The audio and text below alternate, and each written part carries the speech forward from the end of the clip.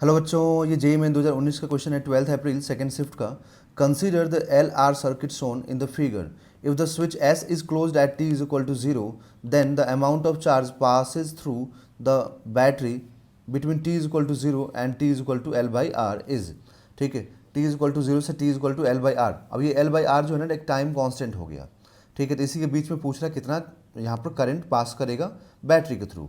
Okay, तो यहाँ पर हम लोग जब स्विच क्लोज करेंगे तो करंट का फ्लो स्टार्ट होगा, और करंट का फ्लो के इक्वेशन हम जानते हैं क्या होता है, I is equal to I naught into, यहाँ पे आई नॉट मैक्सिमम करंट होता है, टी अपॉन टाउ, टाउ होता है टाइम कांस्टेंट। ठीक है, तो यहाँ पर ये लिखेंगे हम लोग D Q by D T इसको, और जो आई नॉट है ये मैक्सिमम करंट हो जाएगा। मैक्सिमम करंट का मतलब हो गया कि ई अपॉन आर। ओके, क्योंकि इसमें रेजिस्टेंस आर है माइनस, अब देखो आई नॉट से मल्टीप्लाई कर दे रहा हूँ पूरे इक्वेशन को। ठीक है, ताकि कोई बाद में कोई एरर ना दिखे, इसमें कुछ कहीं मिस ना हो जाए, इसलिए अब हमें चार्ज चाहिए। तो हमें अगर चार्ज की रिक्वायरमेंट है तो आप चार्ज को एक साइड में रखिए, अब बाकी टाइम को बोथ साइड में मल्टीप्लाई कर दीजिए, टाइम को दोनों साइड, टाइम को राइट हैंड साइड में मल्टीप्लाई कर दीजिए। तो ये E by R into d t minus E by R into e to the power minus t by tau, ये कंप्लीट डिफ्रेंसिएशन हो गया। तो मतलब समझो कि मैथमेटिक्स है ये। अब आपको डी क्यू को करना है, तो मान लीजिए जीरो से क्यू, इनिशियल चार्ज मान लीजिए क्यू है। ठीक है, और इनिशियल टाइम मान लीजिए टी है, सॉरी जीरो है, और ये जो टाइम टी तक जा रहा है। ओके, और ये ई बाई आर कॉन्स्टेंट है, तो आप इसको इंटीग्रेशन से बाहर कर दीजिए। तो जो भी कांस्टेंट क्वांटिटीज़ होता है उसको इंटीग्रेशन से बाहर कर दीजिए। ये ई बाई आर है, यहाँ पर भी इसको इंटीग्रेशन से बाहर कर देंगे। ठीक है, ओनली इंटीग्रेशन करेंगे हम e to the power minus t upon tau का, और टाइम टी का यहाँ पर कोफिशिएंट क्या है, टाइम टी का कोफिशिएंट है 1 अपॉन टाउ माइनस में। ठीक है, जीरो से लेकर टी हो गया। ठीक है, और ये जो टी है एक्चुअली में ये टी नहीं टाउ है, इसको मैं टाउ पुट कर देता हूँ, क्योंकि ये जो दिया हुआ है ना ये टाइम कांस्टेंट ही है, तो इसको टाउ रख देता हूँ। तो उससे क्या होगा और सॉल्व करना इजी हो जाएगा, कोई कन्फ्यूज़न नहीं, डायरेक्ट सारी वैल्यूज़ को हम रखते चलेंगे। तो ये टाउ हो गया, ये टाउ हो गया। ओके, पेज एक्स्ट्रा ऐड कर दें। तो अब यहाँ से ये चार्ज तो क्यू हो जाएगा, इसमें कोई दिक्कत नहीं है। ठीक है, बट इधर से हम जब लिखेंगे ना तो ये E by R into tau आएगा बच्चों, क्योंकि आफ्टर मतलब डिफ्रेंशिएशन अगर आप यहाँ पर टी लिख भी देंगे तो लिमिट पुट करेंगे जीरो से टाउ तक, तो टाउ ही लिखना पड़ेगा फाइनली।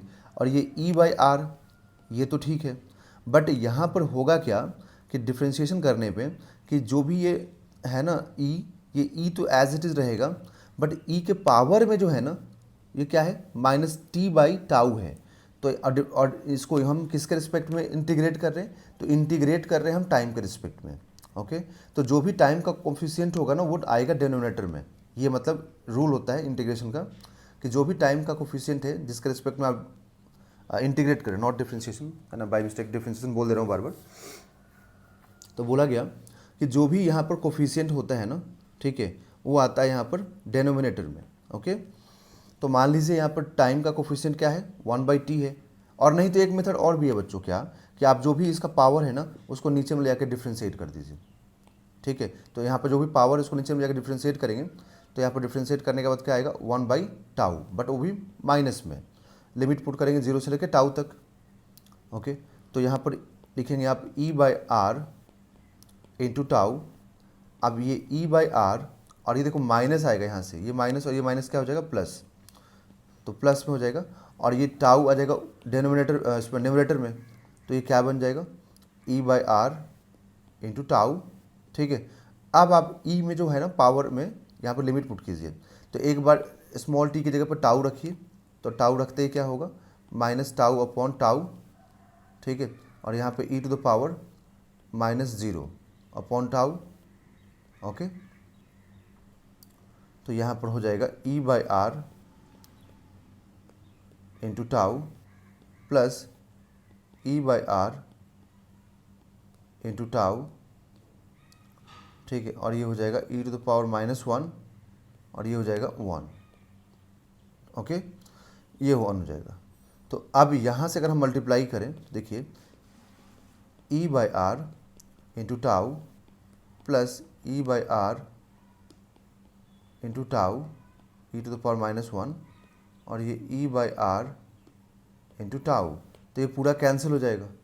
ठीक है, तो जब पूरा कैंसिल हो जाएगा तो आपको सिर्फ यहाँ से क्या मिला, ई बाई आर, और टाउ कितना है, एल बाई आर है, तो आप रख दीजिए, और ये 1 बाई ई हो जाएगा।